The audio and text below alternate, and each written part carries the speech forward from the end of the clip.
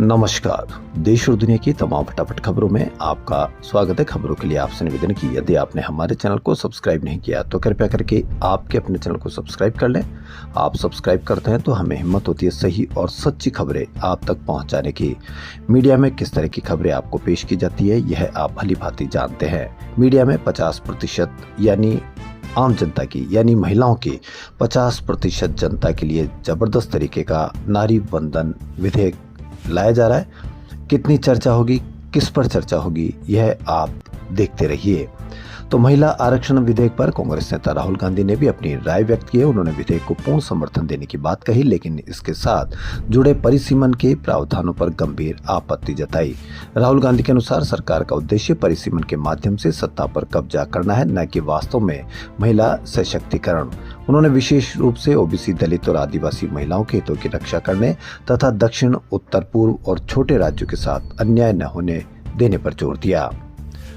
अमेरिकी सेना ने कहा कि उसने ईरान के बंदरगाहों से निकलने की कोशिश कर रहे 10 जहाजों को वापस लौटा दिया। अमेरिका सेना ने ईरान के समुद्री इलाकों में नाकाबंदी कर रखी है। अमेरिकी सेंट्रल कमांड के अनुसार सोमवार से शुरू इस नाकाबंदी के बाद अब तक कोई भी जहाज इसे पार नहीं कर पाया है। ईरान ने चेतावनी दी कि अगर अमेरिका ने नाकाबंदी नहीं हटाई तो वह खाड़ी इलाकों में व्यापार को बाधित कर सकता है। वहीं अमेरिकी राष्ट्रपति ट्रंप ने कहा कि आज इजराइल और लेबनान के नेता जंग खत्म करने पर सीधे बातचीत करेंगे। यह पिछले 34 साल में दोनों देशों के बीच पहली सीधी बातचीत होगी। जम्मू कश्मीर के मुख्यमंत्री उमर अब्दुल्ला एक कार्यक्रम के उद्घाटन में गए हुए थे। वहां रिबन तिरंगे के रंग का था। जब उनकी नजर देश के राष्ट्रीय ध्वज के रंग पर पड़ी तो उन्होंने इसे काटने से मना कर दिया। उन्होंने कहा कि हम इसे नहीं काट सकते। 56 साल के सीएम अब्दुल्ला श्रीनगर के कश्मीर हाट में अपने कार्यक्रम जाने इवेंट का उद्घाटन कर रहे थे। वीडियो में साफ दिखाई दे रहा है कि मुख्यमंत्री रिबन की तरफ जाते हैं और फिर राष्ट्रीय झंडे के रंगों को देखकर रुक जाते हैं। उन्होंने कहा कि इसे वहां से खोल दीजिए, दोनों तरफ से खोल दीजिए। मुख्यमंत्री ने मौके पर पहुंचते ही अधिकारियों को इशारा करते हुए कहा कि केसरिया, सफेद और हरे रंग की पट्टियों वाले रिबन को खोल दीजिए, इसे मैं काटूंगा नहीं। आपने इसकी मीडिया पर कितनी परिचर्चा, कितनी देशभक्ति की चर्चा इस पर सुनी होगी या देखी होगी। आपने एक भी खबर नहीं देखी होगी। पश्चिम बंगाल की मुख्यमंत्री ममता बनर्जी ने महिला आरक्षण बिल का समर्थन किया, लेकिन परिसीमन पर विरोध जताते हुए उन्होंने मोदी सरकार पर हमला बोला।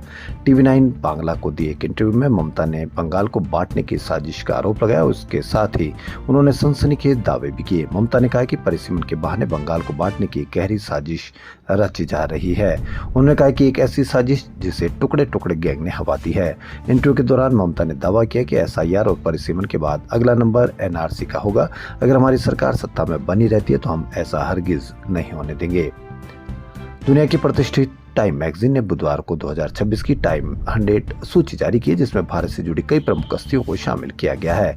इस साल सुंदर पिचाई, रणबीर कपूर, शेफ विकास खन्ना को वैश्विक प्रभाव के लिए सम्मानित किया गया। हर साल जारी होने वाली सूची मनोरंजन, तकनीक, वित्त, खेल, एक्टिविज्म और अकादमिक क्षेत्रों के 100 सबसे प्रभावशाली लोगों की सूची होती है। टाइम कि 2025 की 100 सबसे प्रभावशाली लोगों की लिस्ट जारी में किसी भी भारतीय को शामिल नहीं किया गया था। तब 21 साल के इतिहास में पहली बार ऐसा हुआ था जब लिस्ट में कोई भारतीय नहीं था। आपने इसकी कहां पर भी मीडिया चर्चा देखी या नहीं देखी?